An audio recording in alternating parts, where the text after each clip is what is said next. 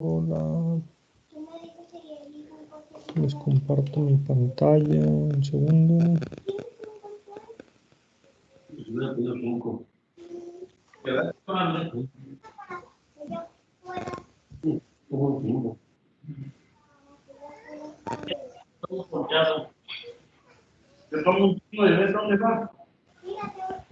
Ok,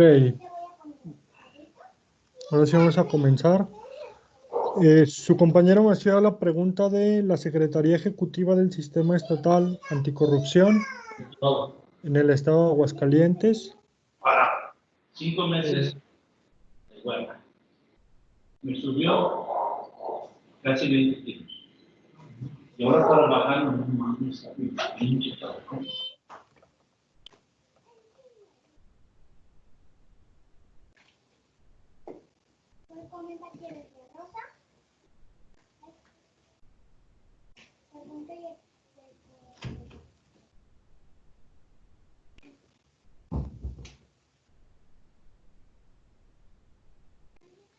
Perdón, díganme si se ve la pantalla de la ley que tengo ahí. Sí, profe, el artículo 24.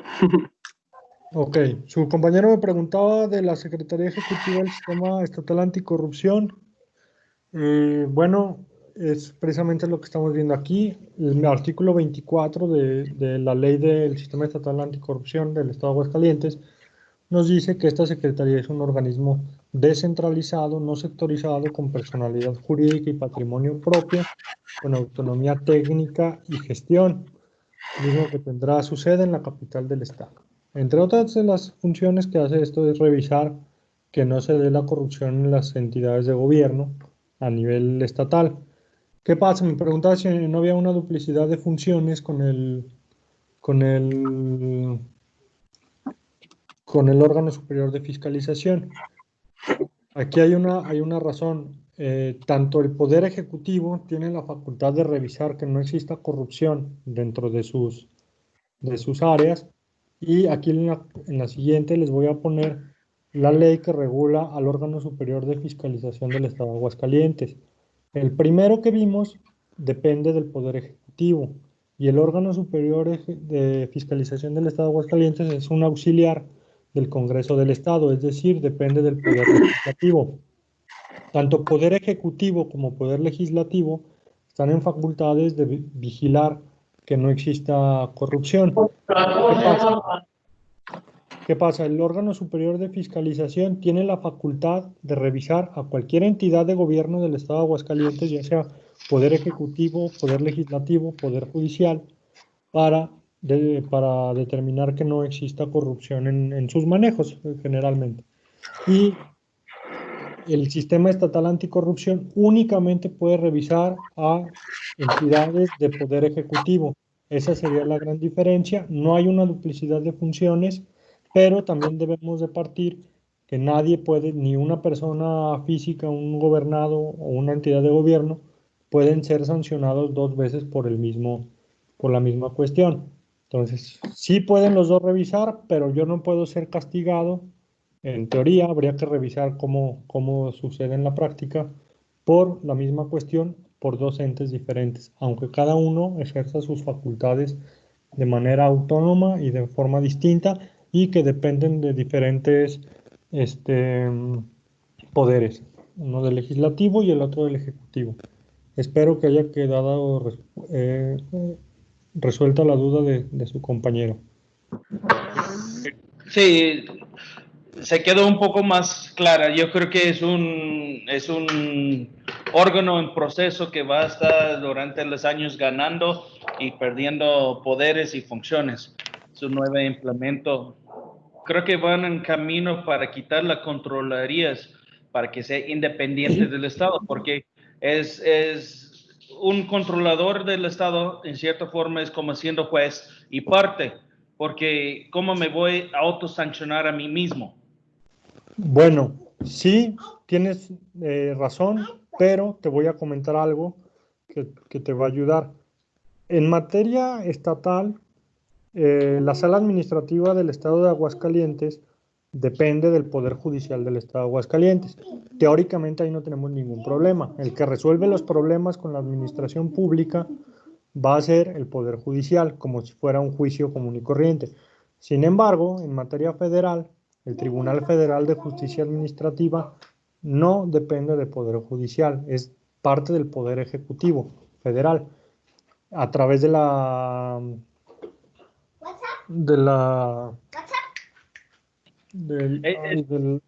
bueno, perdón, sí, no depende de gobierno, pero creo que yo lo estaba revisándolo. La cosa es sus integrantes, no todos son servidores públicos, algunos son representantes ciudadanos en la sociedad. En el Tribunal Federal, bueno, no. Hablo de la corrupción, ese órgano. Ok, no tuve tiempo de revisar su organización. Probablemente tenga ahí la participación ciudadana, una participación tripartita entre gobierno, la misma dependencia y ciudadanos. No me dio tiempo a analizar tanto eso, pero te comento lo del Tribunal Federal de Justicia Administrativa, porque el propio Poder Ejecutivo o una dependencia del Poder Ejecutivo es la misma que, bueno, depende presupuestariamente del Poder Ejecutivo, del Consejo de la Judicatura Federal, que es como que hay un organismo que anda, es autónomo, pero es dependiente del Poder Ejecutivo, y ellos mismos resuelven y sancionan a las propias autoridades del mismo Poder Ejecutivo. ¿Qué pasa? Para lograr esto necesitan tener autonomía completa en cuanto a sus decisiones y a su poder de emitir sus resoluciones, como lo hace el Poder Judicial en el Estado de Aguascalientes, pasa a nivel federal. El Tribunal Federal de Justicia Administrativa así lo hace. No es Poder Judicial, pero digamos que hace sus funciones y hasta cierto punto lo hacen con apego a derecho y sus resoluciones. Si hay que condenar a la autoridad a devolver millones, lo hacen, ¿eh? No se andan con medias tintas. Sí es importante lo que mencionas, pero sí se da en México se da esa función del Poder Ejecutivo y el del Poder Judicial, como en el estado de Aguascalientes. Aprovecho que tengo aquí abierta mi navegador para hacerlo de la búsqueda de jurisprudencias. Si no tenemos, normalmente yo aquí ya los tengo en mis favoritos, todo lo que me sirve a mí para consulta, pero si no lo tenemos, podemos empezar con buscar Suprema Corte de Justicia de la Nación. Aquí nos va a abrir esta página. Ponemos Semanario Judicial de la Federación. Nos va a abrir esta página. Ponemos sistematización de tesis y ejecutorias.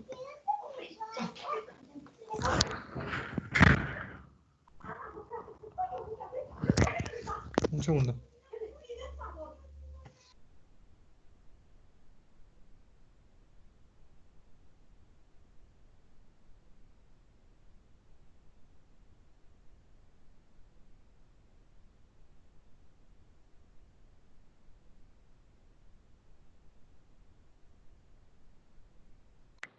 Oye, compañeros, voy a publicar el video en el Facebook para que se la puedan ver más fácil, porque creo que varios han tenido problemas de verla por Microsoft Share. Así de ratito la publica la liga. Gracias, Joe. Muy bien, Joe, gracias. Perdón, regreso con ustedes. Entonces vamos a nuestro buscador. Buscamos Suprema Corte de Justicia, Semanario Judicial de la Federación. En esa opción que nos da, nos abre esta página. Ponemos sistematización de tesis y ejecutorias y nos va a poner aquí esta, para más fácil. Bueno, si es Chrome, la agregamos a favoritos. Cambia luego el link. Bueno, ya lo agregué yo aquí a favoritos para tener el acceso rápido. Se nos fue hasta aquí, hasta abajo. Lo apretamos, nos abre la misma página. Aquí es donde tenemos que hacer nuestra búsqueda de jurisprudencia. ¿Cómo lo hacemos? Tenemos que usar palabras clave, palabras que nos ayuden a identificar lo que queremos. Por ejemplo, se me ocurre ahorita paraestatal. Me va a abrir. ¿Se dan cuenta? Me abrió muchísimas. Entonces, no es una búsqueda tan clara, pero bueno, podemos empezar aquí a buscar por palabras clave, frases, nombres de leyes, artículos, pero si consideren que es un busca por letras, si no está escrito igual, pues no nos va a dar una búsqueda adecuada.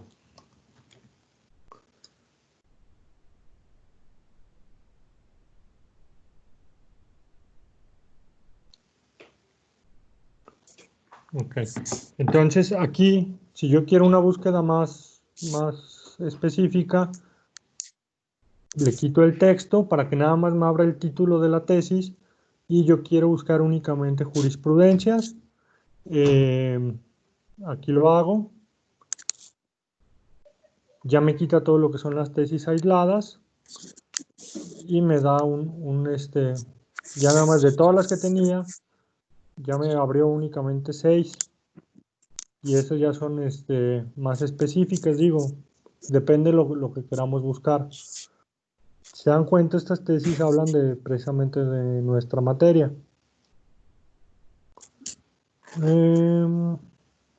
Por ejemplo, aquí está, la número 5, dice Tribunal del Contencioso Administrativo del Estado de Nuevo León, que sería su equivalente a la Sala Administrativa del Estado de Aguascalientes. Solo es competente para dirimir controversias suscitadas entre órganos de la administración pública del Poder Ejecutivo local, central o paraestatal y particulares, pero no los conflictos surgidos entre estos y los poderes legislativo o judicial. Aquí nos habla una cuestión de competencia parecida a la que comentaba su compañera.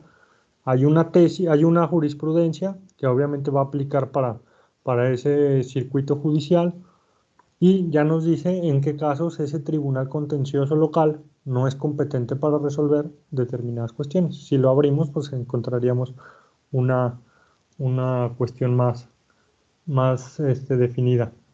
Pero digo, ahora voy a buscar otra cosa. No sé,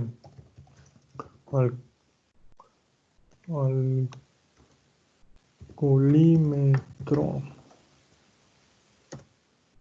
Perdón, me faltó la H.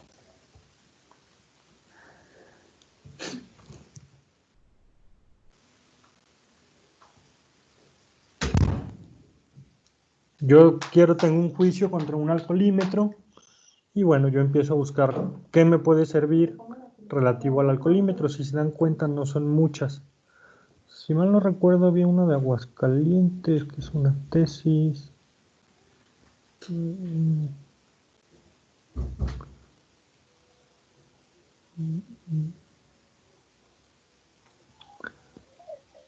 Bueno, no lo encuentro así rápido. Si yo tengo un problema con un juicio de alguna sanción por alcoholímetro y quiero citar alguna jurisprudencia, más allá de las que hablan de los requisitos de los actos administrativos, bueno, a lo mejor aquí puedo encontrar alguna que me sirva.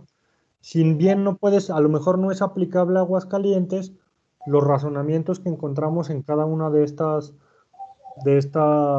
tesis los podemos aplicar como por analogía a lo que pasó a nuestro cliente o nosotros mismos. El método jurídico, el que sea igual, ¿no? Generalmente sí, no cambia, pero si una jurisprudencia o una tesis no obliga, que se fue en Nuevo León, no obliga a los de Aguascalientes para nada, salvo que sea emitida por alguna sala de la Suprema Corte, bueno, ya podría obligar aquí a Aguascalientes. Eso ya es una cuestión que verán más adelante en amparo, qué tesis o qué criterios de jurisprudencia van a obligar a las autoridades judiciales en Aguascalientes o en el circuito judicial en el que se encuentren. No quiero entrar a detalles porque aquí nos aventaríamos toda la clase. Entonces, aquí nada más es para que se den cuenta bueno, cómo se usa el sistema para buscar tesis. Esta es su biblioteca. Más allá que cualquier libro, aquí van a encontrar la mayoría de la solución a sus problemas, pero siempre hay un pero. Aquí encontramos criterios administrativos, sí. Sin embargo, en materia administrativa federal tenemos otro sistema de tesis, que es el del Tribunal Federal de Justicia Administrativa. Entonces, en materia administrativa tenemos dos,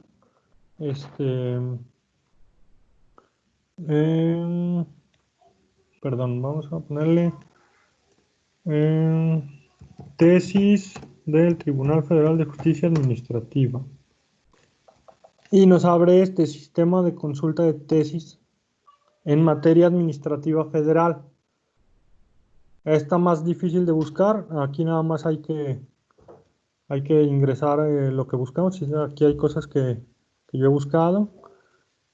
Por ejemplo, incompetencia por materia. Yo quiero buscar las tesis a nivel federal de incompetencia por materia y me abre igual un montón de tesis en diferente formato. Estas siguen las mismas reglas del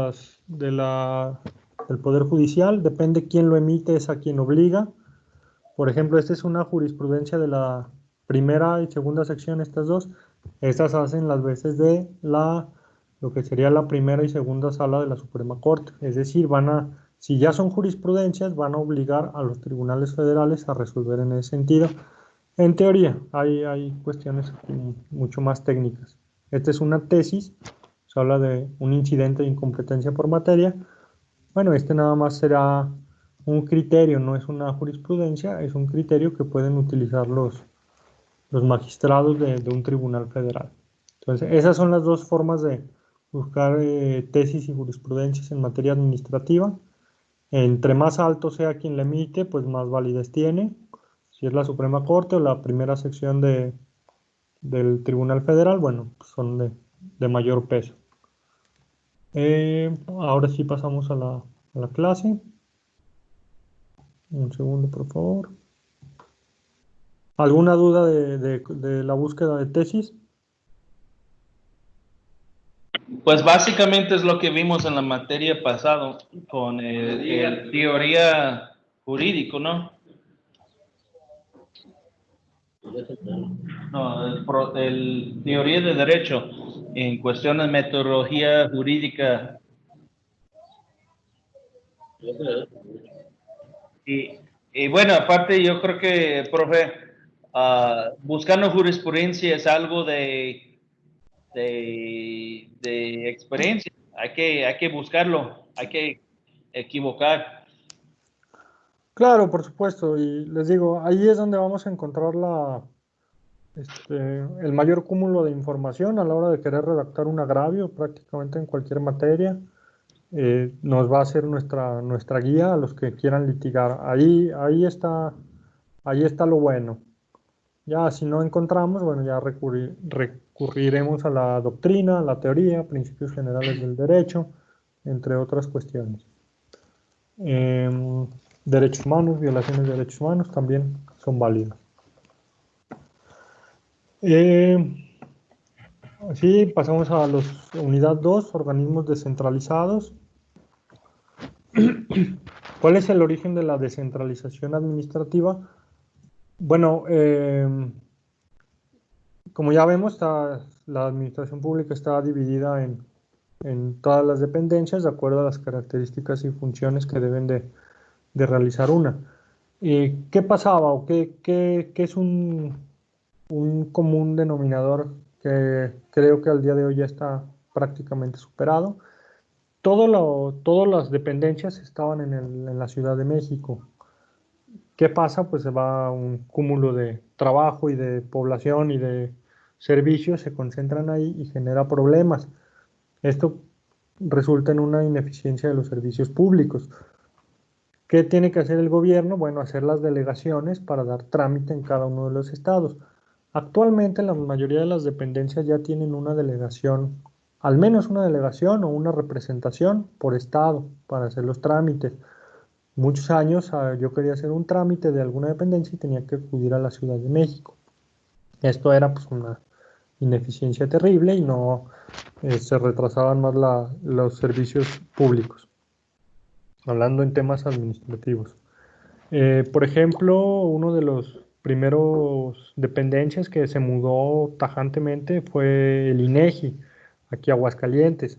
A pesar de que hay oficinas en la Ciudad de México, bueno, se entiende que allá nada más está el directivo, pero todo lo que es operativo quedó en la ciudad de Aguascalientes. Ahora con esta entrada de nuevo gobierno, algunas dependencias se están mudando, no se han mudado del todo, pero ya lo están haciendo. Por ejemplo, en el caso del IMSS se van a mudar a la ciudad en Morelia, si mal no recuerdo. Ya se están haciendo los trámites, mas no se ha concretado del todo. Eso es a lo que se refiere con descentralización. Sacar todos los poderes de la ciudad capital del país para dar mejores servicios públicos.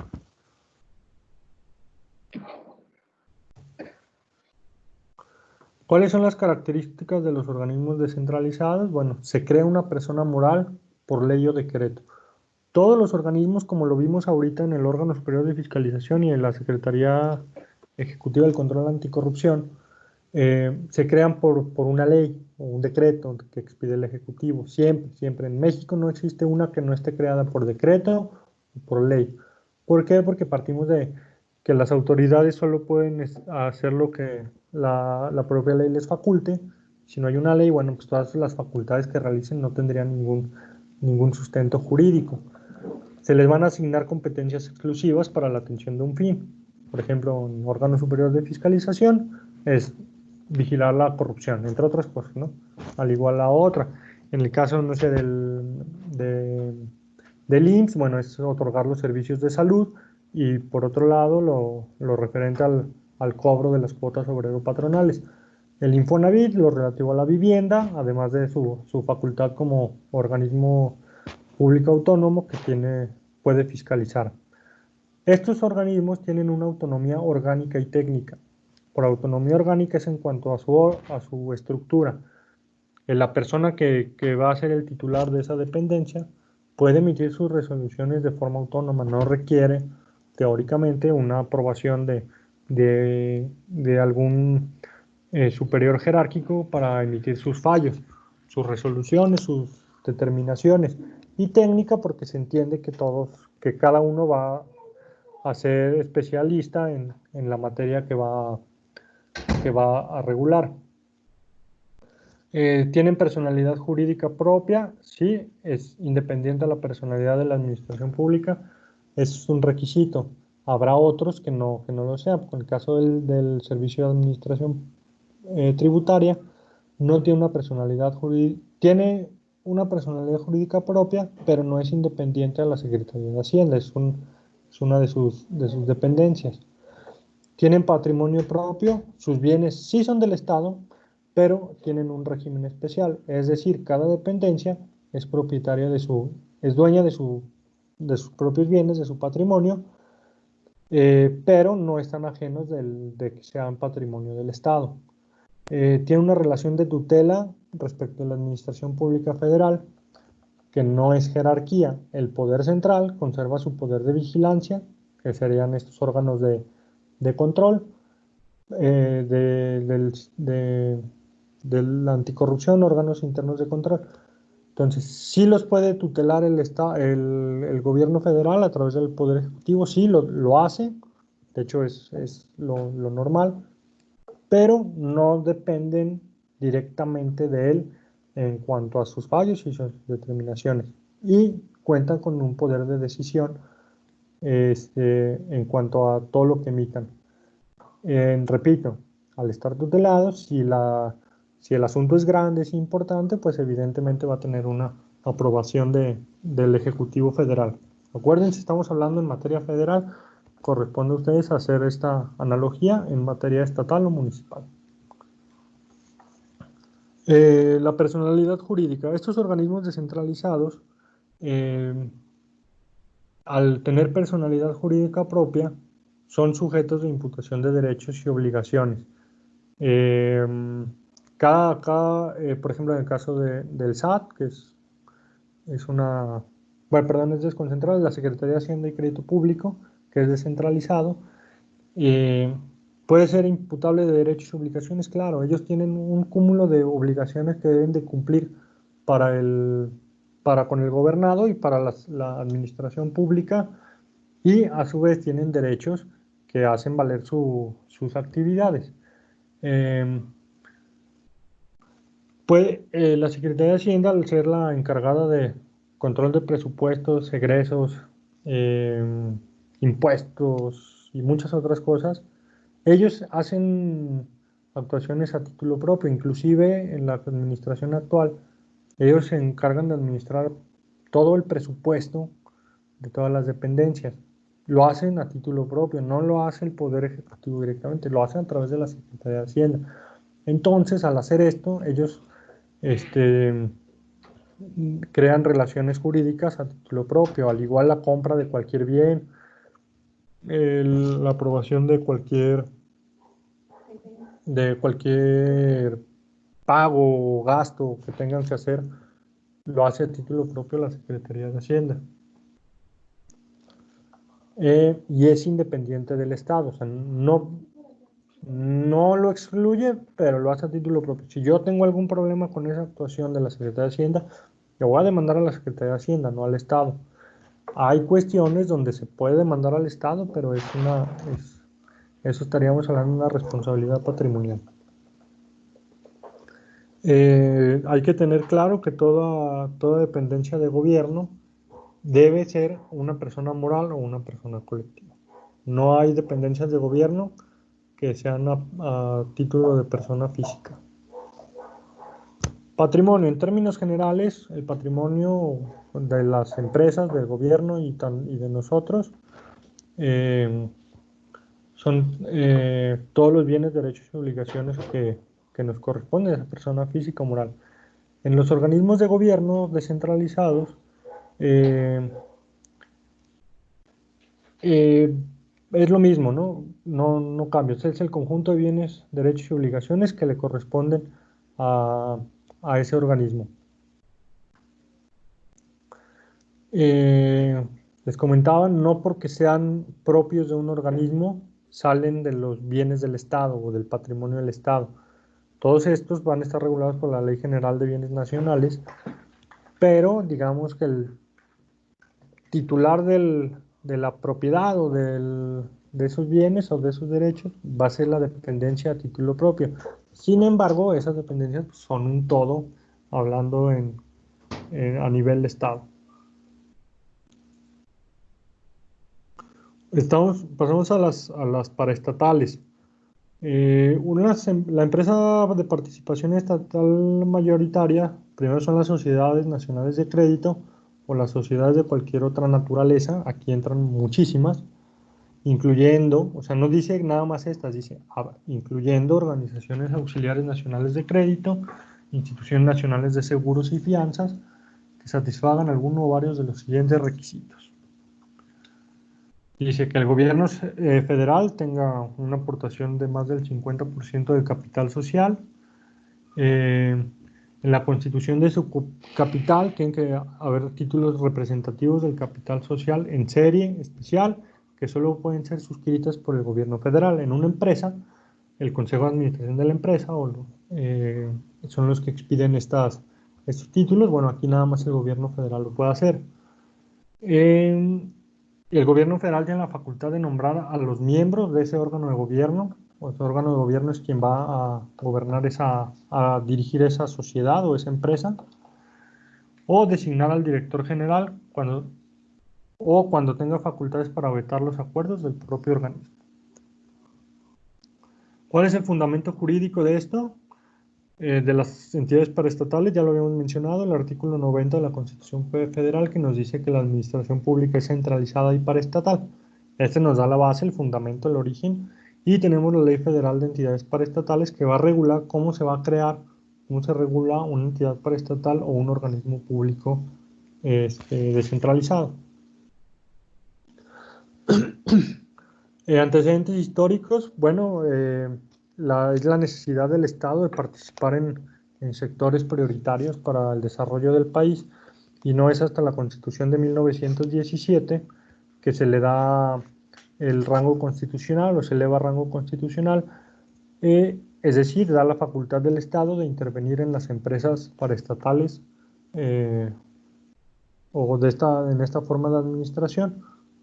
Luego, primero, para atender a áreas económicas, sectores estratégicos en beneficio de la sociedad. Hay diferentes grados de participación en las empresas. Habrá unas en las que participa el 100% y otras en las que sea un porcentaje mayor al 50%. Pero ¿qué necesitamos para esto? Cada ley de cada dependencia, cada organismo, cada entidad paraestatal es la que nos va a definir cómo se va a integrar y cómo va a operar dicho organismo. No hay una general, digo, hay diferentes formas en las que participan, pero si queremos enterarnos cómo se participa en cada empresa, hay que, hay que acudir a sus leyes orgánicas, estatutos o donde se creó, como el ejemplo que les puse, ahí en los artículos posteriores, vemos la forma en que se va a integrar cada organismo o cada paraestatal, cómo va a funcionar, sus órganos de gobierno, entre otros.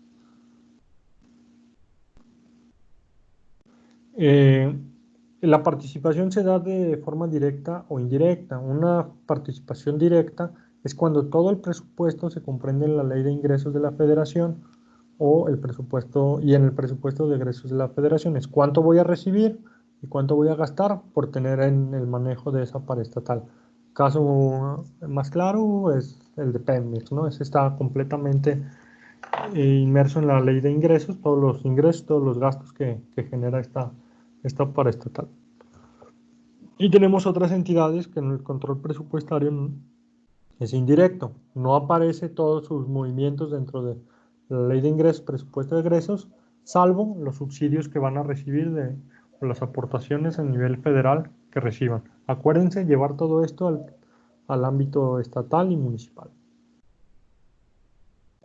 El procedimiento de las entidades paraestatales, para la creación de las entidades paraestatales, siempre va a ser a través de las leyes o decretos que se expidan por el Congreso de la Unión o por el Ejecutivo Federal. Siempre deben de tener la aprobación del Ejecutivo Federal, no nada más se crean por crearse. Yo no puedo hablar al gobierno y decirle, oye, quiero crear una paraestatal. No, hay que cumplir con ciertos requisitos de operación y de necesidades del gobierno, no nada más porque quieran participar ya o porque es un buen negocio van a entrarle. No, son sectores estratégicos o prioritarios. ¿Qué necesitamos? Pues tener la denominación de ese organismo, un domicilio legal, el objeto, que es lo que va a hacer esa paraestatal que debe de cumplir, de dónde va a obtener las aportaciones y los recursos para integrar su patrimonio, así como lo pueden incrementar, la manera de integrar el órgano de gobierno, es decir, cómo se va a hacer la dirección de esa dependencia. Un segundo, por favor.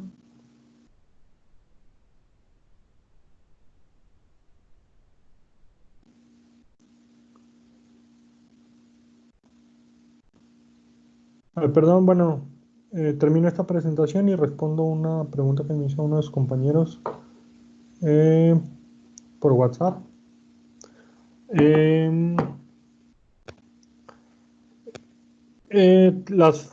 También debe de contener qué facultades y qué atribuciones o obligaciones va a atender ese órgano de gobierno. Y las facultades y obligaciones del director general, es decir, como servidor público, qué facultades o qué determinaciones puede tomar y en qué términos. Y además que este director va a ser el representante legal del organismo. Obviamente esta representación legal la puede derivar a otras áreas, siempre y cuando la propia ley de cada dependencia así lo establezca. También se debe señalar cuáles son sus órganos de vigilancia y las facultades de estos órganos, hablando en términos de quién va a revisar las cuentas o la administración, lo que sería el comisario en una sociedad anónima, bueno, sería un órgano de vigilancia. y el régimen laboral a que se van a sujetar los trabajadores que presten su servicio a esa paraestatal. Hago un paréntesis, me preguntaba una de sus compañeras qué validez tienen las tesis aisladas. Una tesis aislada no es válida ni obliga a una autoridad a acatarla. Sin embargo, es prudente si lo único que tenemos es una tesis aislada que nos ayuda a resolver nuestro problema, se ofrece en nuestra redacción de agravios como un criterio interpretativo o de guía para el juzgador. No es que obligue a ese órgano jurisdiccional a resolver en el mismo sentido. Al ser una tesis aislada no obliga. Si hay una jurisprudencia que se emitió en un circuito judicial distinto al de Aguascalientes, tampoco va a obligar, aunque sea jurisprudencia, a resolver en el mismo sentido. Solo obligaría una jurisprudencia que se haya dictado en el 30º circuito judicial, que es el de Aguascalientes, obligaría a resolver en ese sentido a las autoridades jurisdiccionales en Aguascalientes. Pero una jurisprudencia en Aguascalientes no puede obligar a los de Guanajuato, se convierten en criterios interpretativos. ¿Cuándo una jurisprudencia va a obligar a un órgano a resolver en ese sentido?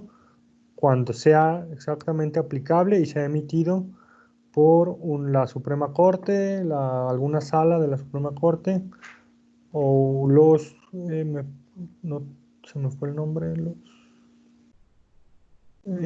bueno, vamos a dejarlo así en la general, cuando la Suprema Corte las emite, en grado de jurisprudencia sí es obligatorio, si es en tesis no es obligatorio, pero las tesis de la Suprema Corte de la Justicia de la Nación tienen mucho peso, aunque sea tesis, prácticamente los organismos jurisdiccionales se apegan al criterio que sostuvo la Suprema Corte. Ahora sí, perdón, cierro paréntesis, continuamos.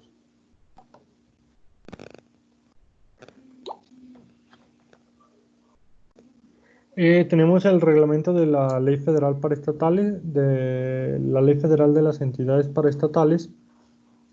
Aquí también nos da otros pequeños requisitos que no exceden a lo que marca la propia ley, se cumple con el principio de la facultad reglamentaria y nos dice que la Secretaría de Hacienda y Crédito Público, a propuesta o previa opinión de la dependencia, someterá a consideración del Ejecutivo Federal la constitución o desincorporación de entidades paraestatales. Hasta ahí no está excediendo la ley, nada más nos dice quién va a ser la encargada de dar la propuesta para la creación de una entidad paraestatal. Se requiere un dictamen de gasto financiero, gasto y financiamiento de esa entidad paraestatal para ver si es factible que el gobierno participe en esa empresa paraestatal. Igual no excede los requisitos, sino es un dictamen que le va a dar una certeza al Ejecutivo Federal para conocer si esa incorporación o desincorporación de una paraestatal es viable para el gobierno federal. Hay una salvedad, aquí es que los fines o las características particulares de esa entidad se requiera que se constituya por ley o decreto del Congreso de la Unión, no se trata de un organismo descentralizado. El Ejecutivo Federal autorizará la constitución de entidades paraestatales por conducto de la Secretaría de Programación y Presupuesto. Es decir, si el Poder Legislativo es el que hace una propuesta de ley o genera una ley para crear una paraestatal, pasa directo al Ejecutivo para la aprobación. Pero, un segundo. Perdón que tengo aquí a mis hijas y ya empezaron a dar lata.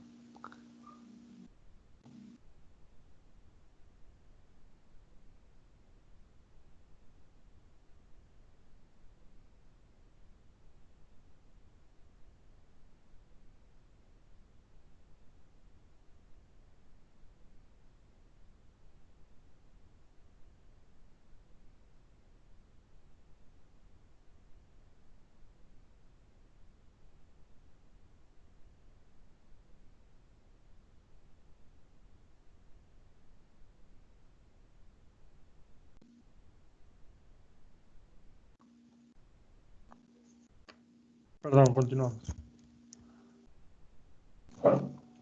Entonces, en estos casos, bueno, el Ejecutivo va a autorizar esa constitución de las paraestatales por conducto de la Secretaría de Programación y Presupuesto. Estos nombres de secretarías los cambia cada administración como se le da la gana, entonces el día de hoy puede tener otro nombre con la nueva administración. Como el Estado Mayor, ¿no? El Secretaría de Estado Mayor, algo así. Digamos que a través de la Secretaría de Estado Mayor, que no, creo que no es Estado Mayor, creo que depende de la Secretaría de Hacienda. Pero hay miles de secretarías, no tengo en mente de cuál dependen específicamente, pero bueno, la idea es que debe tener la aprobación de alguien o es de la Secretaría de Hacienda, que es la que vigila el gasto, ¿no? Del gobierno federal. Entonces, ahí cuando tengamos un caso práctico, una cuestión en el desarrollo de nuestra actividad profesional, bueno, ya sabemos que debe tener una aprobación. Ya nos corresponderá en ese momento rascarle a ver de dónde pertenece o cuáles son las atribuciones y funciones de esa dependencia o de esa secretaría. Si a ciencia cierta no traigo el origen completo de cada una de ellas.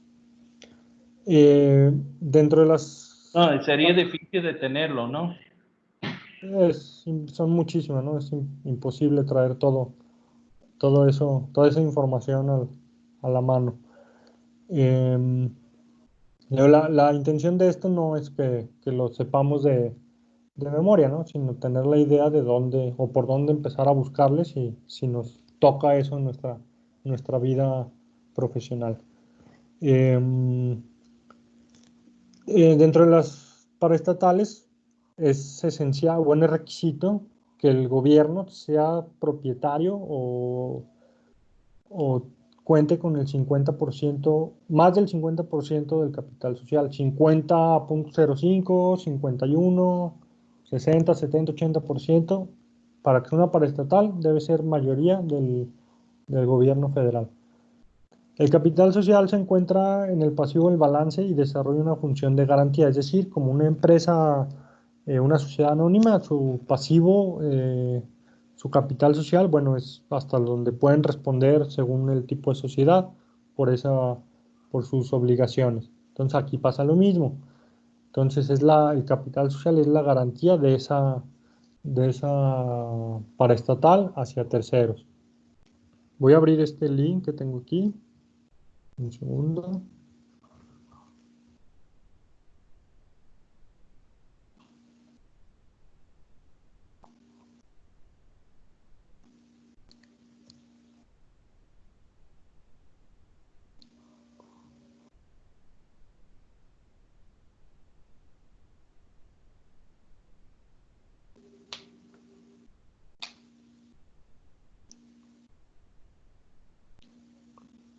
Aquí tengo una publicación del Diario Oficial de la Federación. Se supone que cada año se debe de hacer una relación de las entidades paraestatales de la Administración Pública Federal.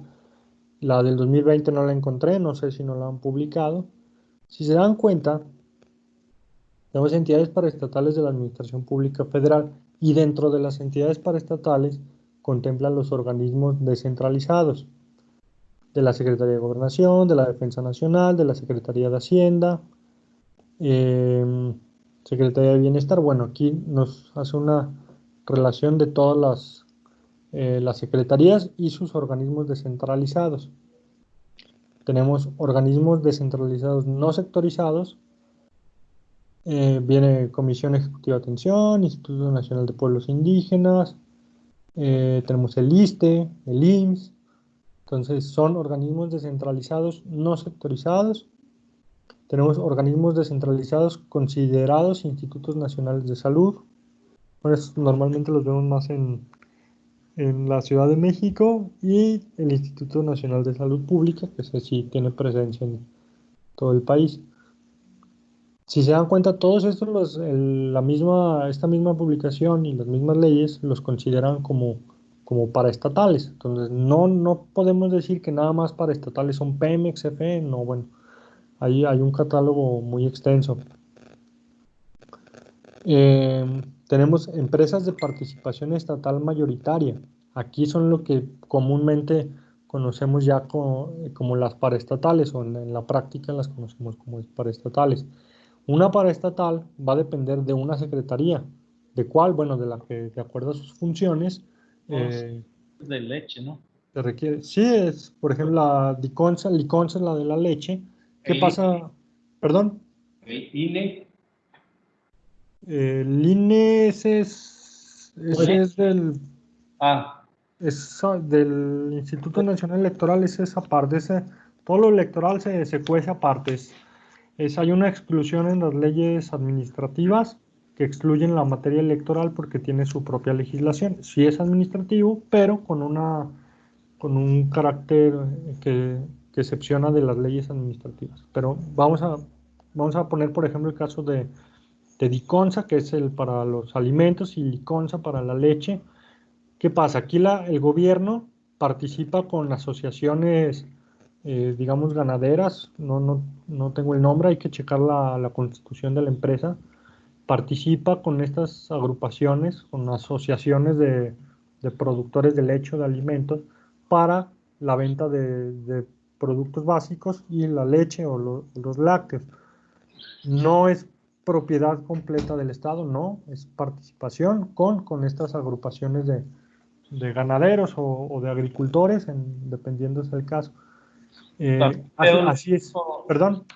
También veo que hacen lo mismo con la administración de los aeropuertos, ¿no? Claro, o sea, un aeropuerto, el caso aquí de Aguascalientes, es una zona federal porque Así si se marca dan cuenta, ahí no entra la policía municipal, es policía federal. ¿Por qué? Hay una participación del Estado en los aeropuertos, en la gran mayoría, por las necesidades que así lo requieren, no tanto por lo económico, sino por el manejo de todas las cuestiones migratorias, aduanales. Tiene una participación y no son, digamos que la inversión ahí en un aeropuerto no la hace el gobierno, la hace un particular que obtiene obviamente su beneficio, y es un sector estratégico para el gobierno. De esta forma participa de forma mayoritaria siempre en los aeropuertos. Por ejemplo, ¿La camionera? no, creo que en la central camionera sí no he visto. Sería no hay cosa participación de gobierno ahí.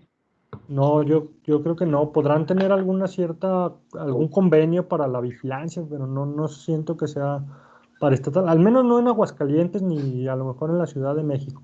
Probablemente podríamos encontrarlas en las que están en las fronteras, cerca de las fronteras, que es donde hay más tráfico, pero normalmente ahí pasan por las agencias aduanales y no se meten a las centrales camioneras.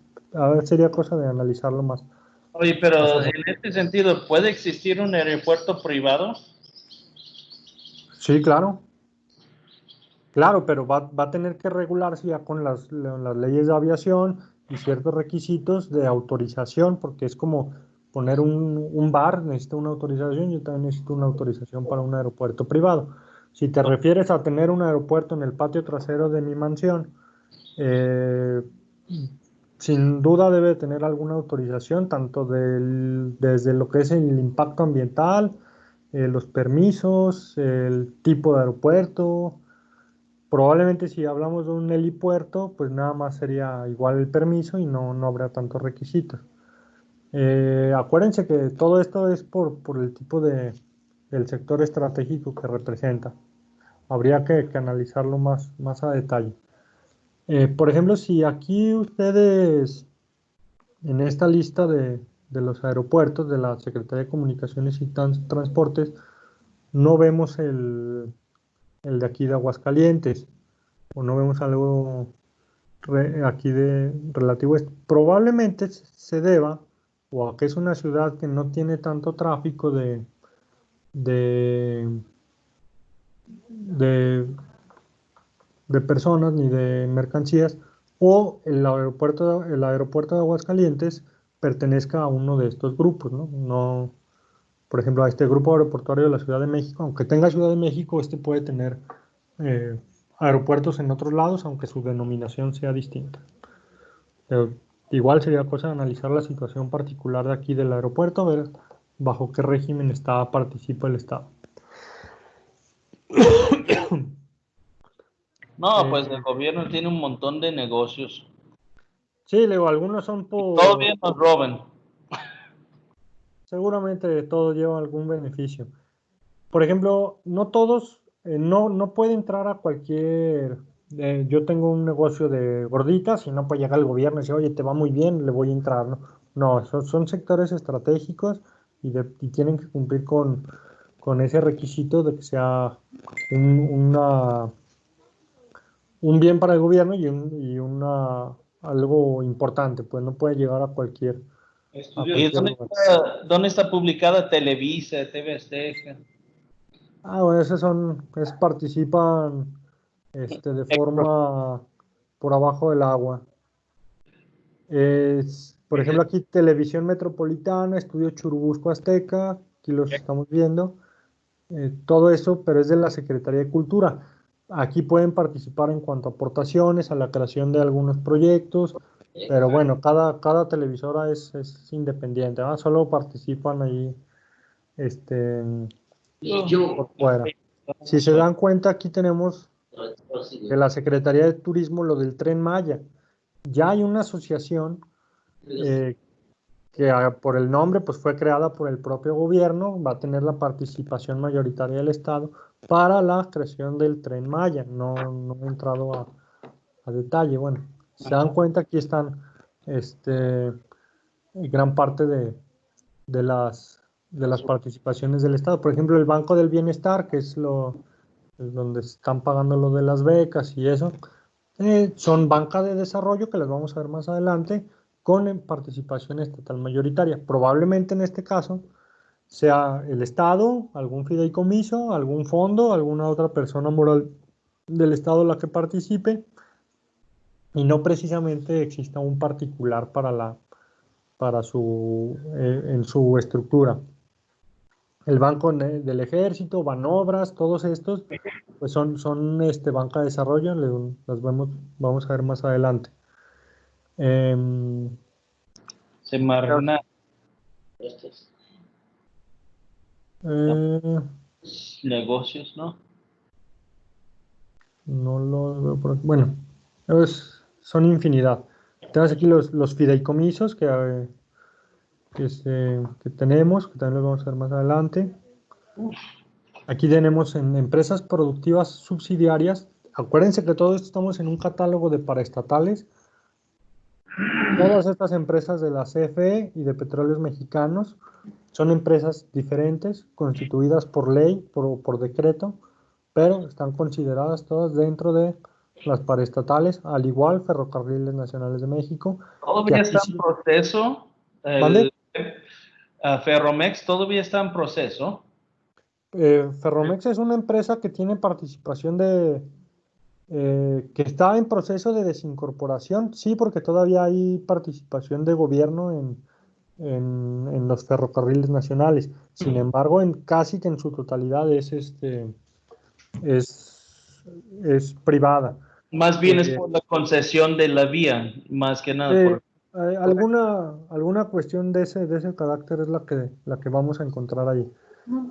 Ahí lo estamos viendo, que en 2019 está en un proceso de desincorporación, es decir, lo van a sacar de esta lista de paraestatales. ¿Por qué lo van a hacer? Desconozco, pero alguna cuestión está ahí. A lo mejor van a cambiar el régimen, como dices tú, sale gobierno completamente de esta secretaría para únicamente rentarles las vías, ¿verdad? Y se haría un contrato distinto a que sea un organismo descentralizado del gobierno. Se dan cuenta, hay muchísimos. No nada más, estamos siempre casados con CFE, Pemex por la práctica, se dan cuenta, son muchísimos. Son 250 y tantos, ¿no? Dice al final. Por ahí decía 202. Más 3 de desincorporación. Y hay otro listado, no lo tengo aquí a la mano, no aparte el link, Es que el vienen más detallado. Esto es gobierno federal únicamente. Existe para cada estado uno igual, me imagino. A lo mejor no se la publican, pero el estado también puede participar. Sí, sí, acuérdense que son autónomos, estados y municipios, y ellos pueden tener la participación en paraestatal. Difícilmente se ven a nivel municipio, probablemente a nivel estado. Si las leyes se lo permiten, existan algunas ahí participaciones. Por ejemplo, se me ocurre en la isla San Marcos, ¿no? Ah, Bueno, este es un fideicomiso. Ahí hay una participación de gobierno en el estadio Victoria. Ahí hay Nissan. participación de gobierno. Nissan, digamos que formalmente no, ¿verdad? ¿Quién sabe? Nada más regalamos terrenos. Nada más le damos ahí beneficios fiscales, por no decirles que le regalamos. Recuerden eso que menciona su compañero en cuanto a los beneficios o el otorgar terrenos o el que no paguen predial o no sé qué otros beneficios tengan. La misma ley, los mismos planes de desarrollo lo contemplan. No quiere decir que todo se hace por fuera. Sí hay un sustento jurídico para eso, para atraer la inversión extranjera. No, les digo, no quiero decir que lo que hagan siempre esté bien hecho, pero sí hay forma de sacar un fundamento de eso. Hello, Joe. Hello, Joe. Gas, Joe.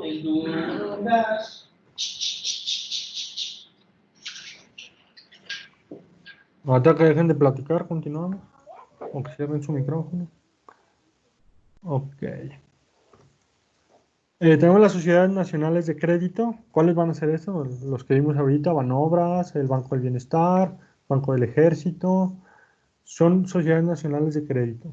Son sociedades de derecho público con personalidad jurídica y patrimonio propios que prestan el servicio de banca y crédito con apego a las prácticas y usos bancarios. Caso de Banobras, si el gobierno quiere hacer una obra de infraestructura importante y necesita capitalizarse, pues en vez de pedirle el dinero prestado a Bancomer, se lo va a pedir a Banobras. Es un ejemplo de las funciones y lo hacen para cumplir con la política económica y de desarrollo del gobierno del Estado. ¿Alguien tiene duda? Infonavit no entra ahí. No, porque esa va a financiar, pero al particular. Y estas sociedades nacionales de crédito van a financiar al propio gobierno. Todo lo que hace Infonavit, e inclusive todo lo que se relaciona al derecho financiero con las instituciones bancarias, tienen una regulación de carácter administrativo. Y también aquí, ahorita más adelante, viene algo relativo a eso. Una institución de crédito en general son bancos privados o bancos públicos o bancos de desarrollo. De acuerdo con la ley de instituciones de crédito, pueden ser instituciones de banca múltiple, serían los bancos particulares, y las bancas de desarrollo, que son digamos, los de gobierno, los del propio gobierno. Todos estos entran dentro del ramo también de los organismos públicos de gobierno, pero están destinados simplemente al financiamiento o alguna relación o algo relativo con los entes públicos. Si yo quiero construir mi casa, yo no puedo ir a pedirle un préstamo a Banobras. Perdón. Entonces, esto para que lo ubiquen de esa forma. ¿Qué es la banca de desarrollo? En el Estado mexicano tiene gran apoyo a su economía en esto, que son esos préstamos. Por ejemplo, ¿cómo puede alguien obtener de una banca de desarrollo beneficios? Bueno, a lo mejor en el ramo de agrario, los fondos estos para ayudar al campo, le piden préstamos a la banca de desarrollo para llevarlos a los particulares y que los particulares les paguen. Como una financiera, ¿no?, que les va a prestar a un particular, bueno, pero aquí se hace a través de programas de gobierno. Entonces, de esta forma va a ayudar a sectores económicos que no le interesan al banco, a la banca privada, y además que los créditos de gobierno, pues generalmente son intereses mucho más bajos y con mayores facilidades.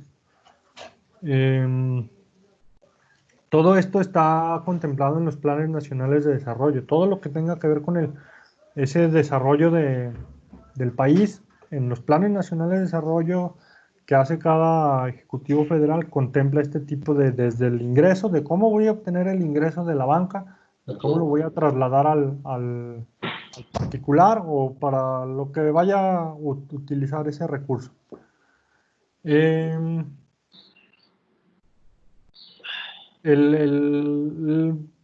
ejemplo más claro, bueno, es Banobras, ¿no? A través de este banco es donde se obtiene el financiamiento para la obra pública, se hacen créditos que se van pagando a lo largo de los años, ¿no?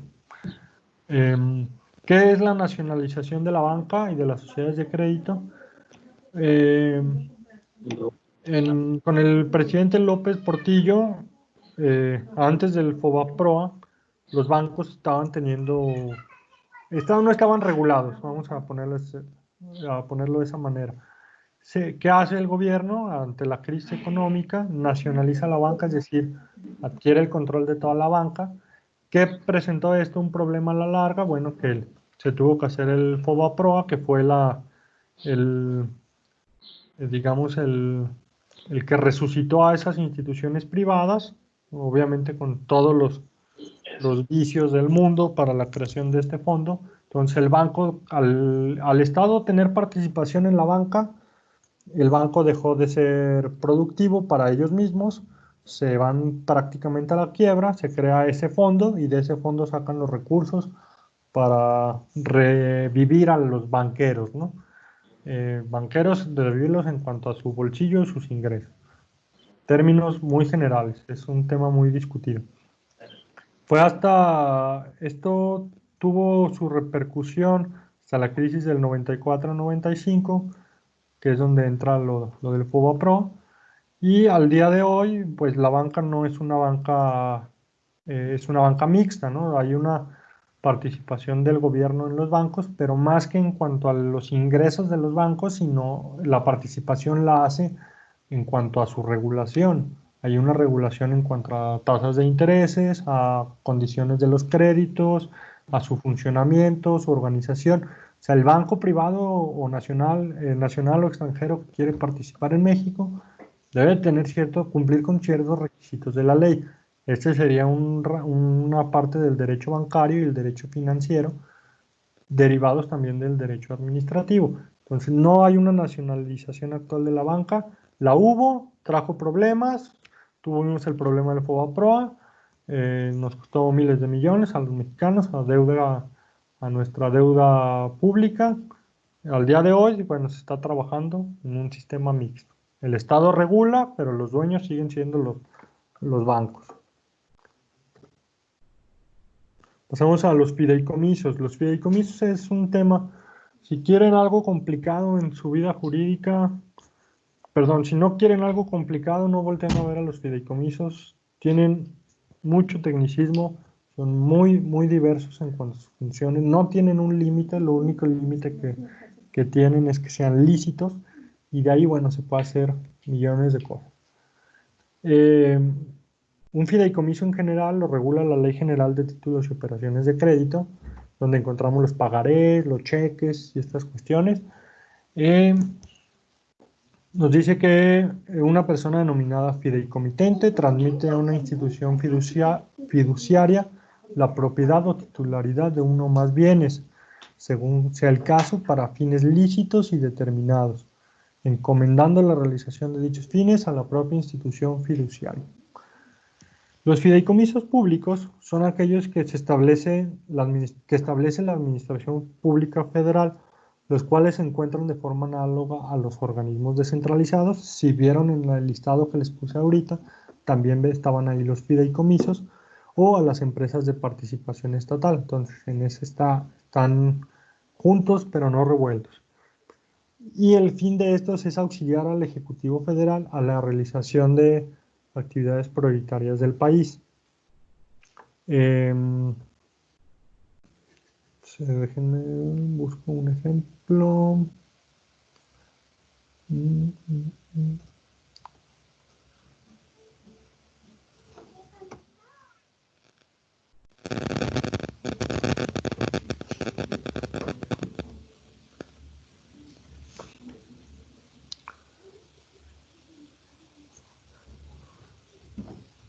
Por ejemplo, fideicomiso para la Cineteca Nacional. ¿Qué es esto? El gobierno va a ceder una parte de sus bienes a la Cineteca Nacional para que ella los administre y obtenga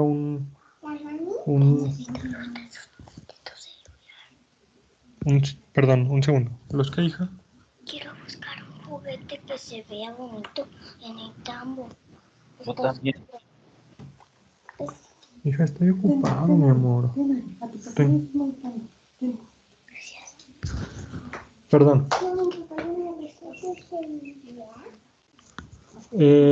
Fideicomiso para la Cineteca Nacional.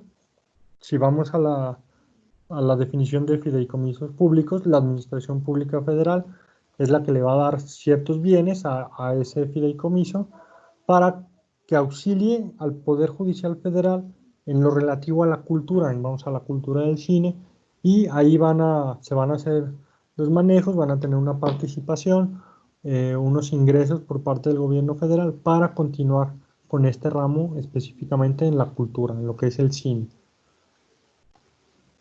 Si alguien ha ido a la Ciudad de México, hay un edificio ahí muy padre, la Cineteca Nacional, donde transmiten películas, hacen festivales de cine, entre otras cuestiones de carácter cultural. No es prioritario para la administración pública, no lo es, pero no deja de ser importante. Estos fideicomisos, tenemos los federales, que son los que se constituyen por la Administración Pública Federal, con cargo al presupuesto y al gasto de la Secretaría de Hacienda, bueno, del país, ¿no? En este caso, el fideicomitente único va a ser la Administración Pública Centralizada, a través de la Secretaría de Hacienda.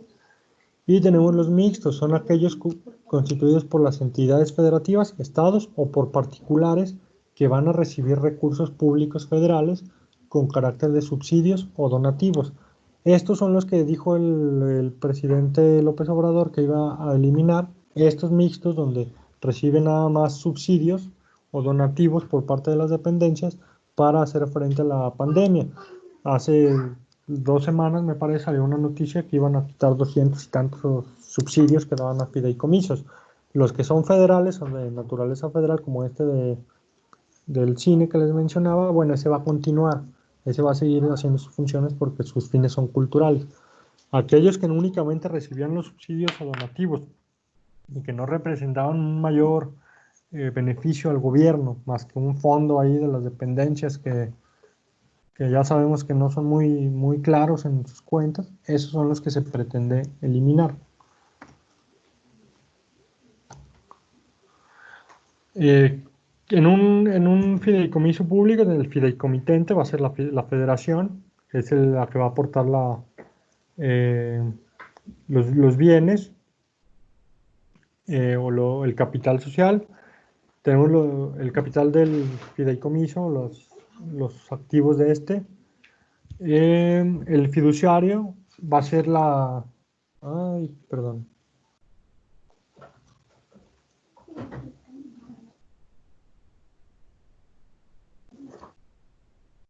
¿Sí me escuchan? Sí. Sí, profe. Okay, como que se me había ido la señal. El fiduciario va a ser la Sociedad Nacional de Crédito que podrá fungir como tal para los fideicomisos públicos. Al momento de que les digo que esto es complicado, sí lo es. ¿Cómo va a funcionar el fideicomiso? A nivel federal, el gobierno le va a dar los bienes a cierta área, pero no va a ser a través siempre de esa dependencia en la que los va a administrar.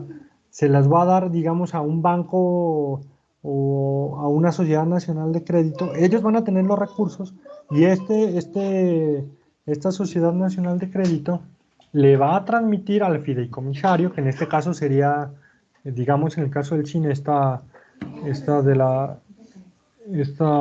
área, la que va a recibir el recurso y lo va a poder utilizar para sus fines.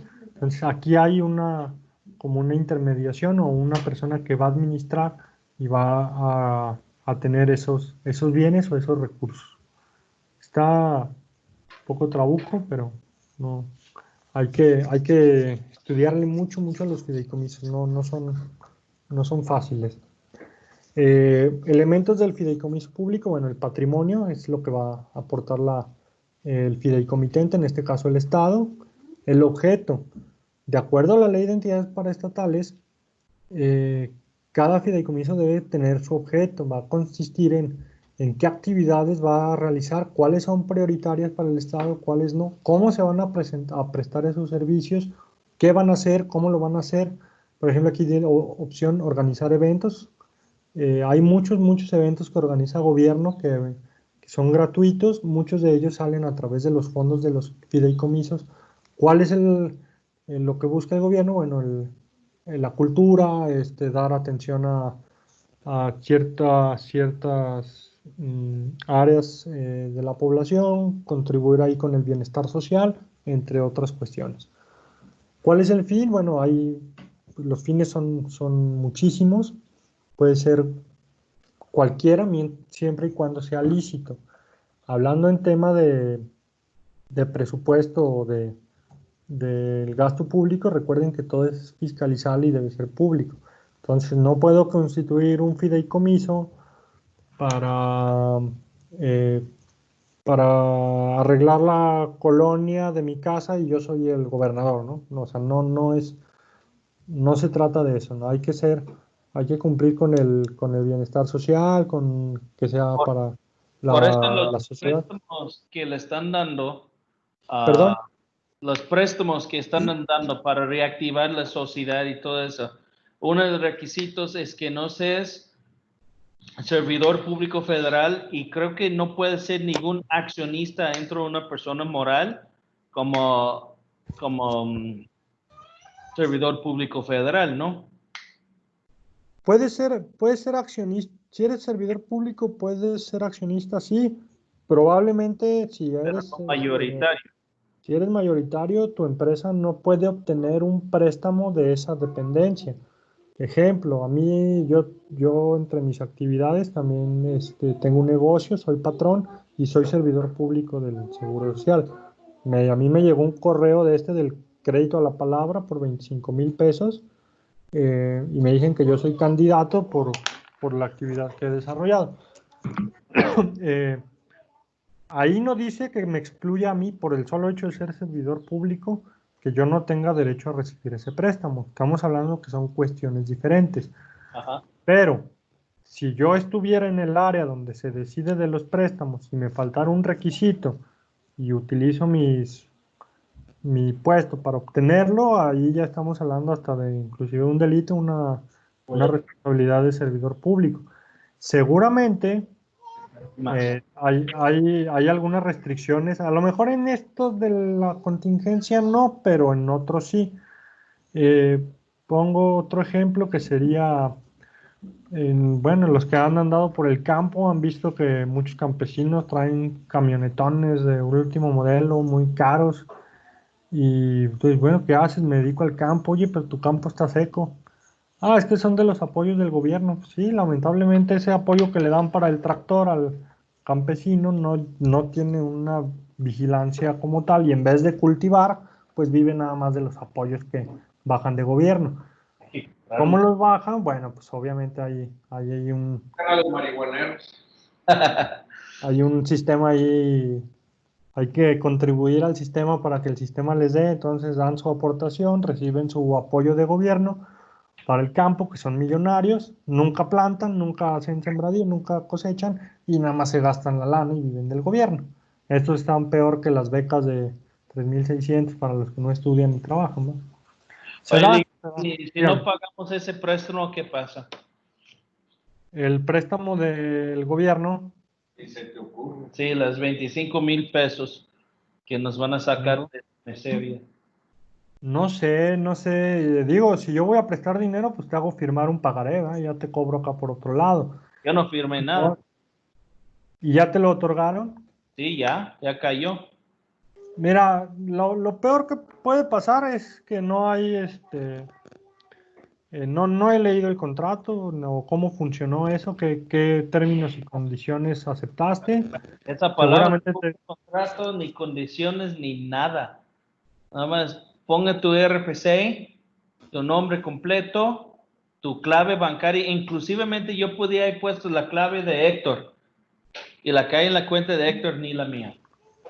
se cortó tu audio. A lo que decía, con ese crédito no Ya hubo no nada te... formal.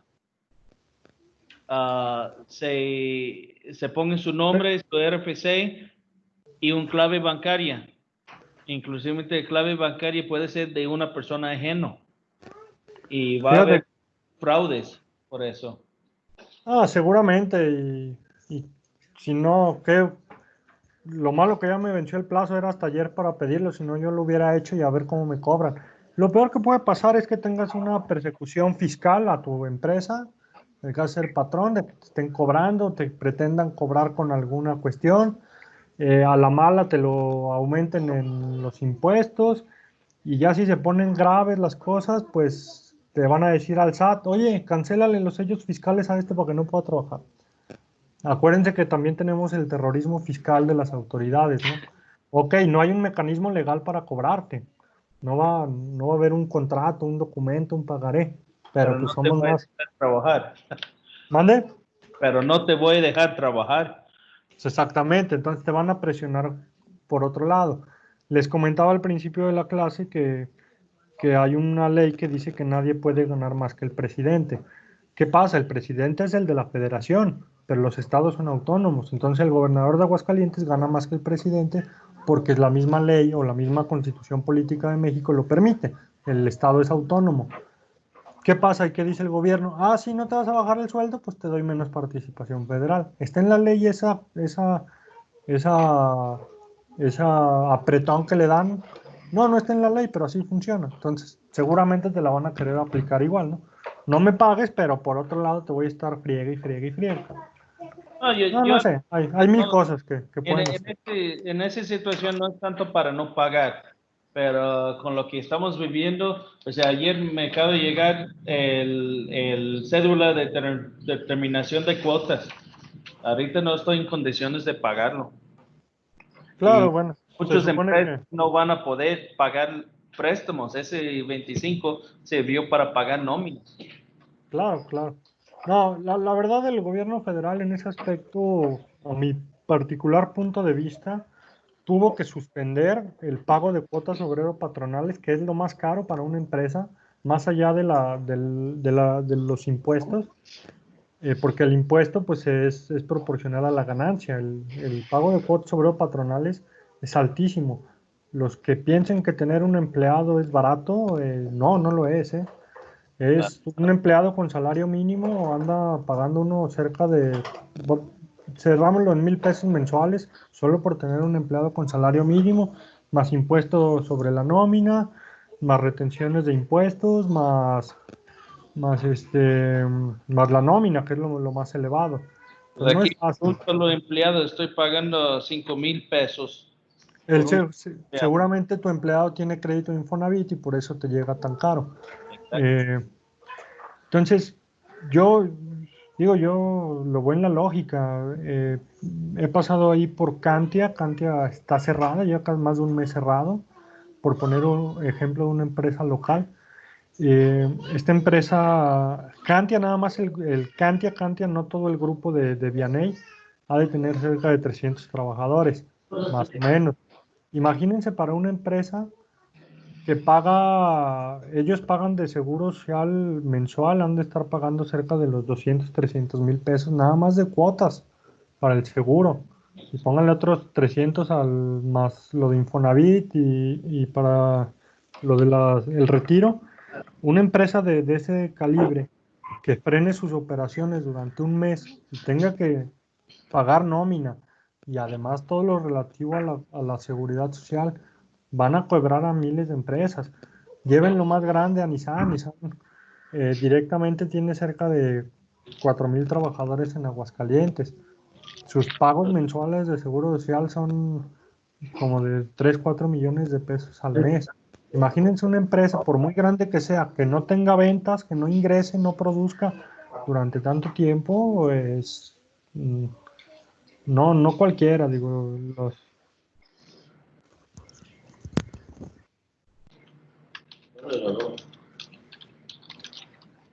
está desconectando tu internet. Va a Perdón, poner- me está fallando un poco el internet. ¿Qué fue lo último que escucharon? yo escuché todo. Ok, entonces no es fácil para las empresas, ¿no? Hay que, las posturas socialistas, inclusive del gobierno, que dicen que el empresario tiene que entrarle al toro y pagar todo lo que debe porque es empresario y tiene dinero, es falso, ¿eh? No, por favor, en opinión personal, yo como comerciante, empresario, abogado, servidor público, yo no estoy de acuerdo en eso. Tuvo que haber muchísimos beneficios fiscales porque esta economía se va a hundir. Y va a provocar evidentemente evasión, va a provocar que no paguen y va a tener un efecto en cadena Va a ser difícil de recuperar. va a haber mucha gente sin empleo. No, esto va, Eh, ahorita estamos en la atención de lo médico, pero lo que se nos viene en unos años, es de alto olvídense, impacto esto. esto va a estar feo, ¿no? Hay que cuidar los empleos, cuidar lo que nos recomiendan es consumo local y pues no nos queda de otra, pechugar. Se me cortó otra vez. Quiero venderla. Perdón, no sé por qué está muy intermitente mi internet. Ya estamos por concluir. Si están usando Netflix o algo así, se baja la banda ancha. Es Netflix, el Nintendo, mi esposa está en clases en línea también, yo, los celulares, no, ya se imaginan. Me No, va a llegar más caro el internet. ya se cansó la red y el vecino anda igual y está robando tu Anda wifi. colgado. Bueno, entonces continuamos. Bueno, de hecho ya era la última presentación. La tarea que quedamos en lo mismo, detallar de forma personal lo visto en clase, ahí dice lo vio, perdón, es lo visto en clase, su opinión, una cuartilla o enviar la tarea que indica la plataforma. Mismos requisitos. Por favor, no me manden tareas de si les pasaron los compañeros que van en el siguiente cuatrimestre y se las pasan y me las mandan. No me las manden porque luego están mal y les pongo todos sus 6. Mejor háganlo ustedes o hagan en una cuartilla lo que entendieron de la clase y eso les va a retroalimentar o les va a ayudar más para Y es que... más honesto. ¿Perdón? Y es más honesto todavía. No le Oye, escucho. De esta forma es más honesto también. oye, profe, Perdón, díganme. dice Héctor que es más honesto de hacerlo así. Claro. Yo en esta materia trato de dejar tareas más prácticas, no todas son iguales.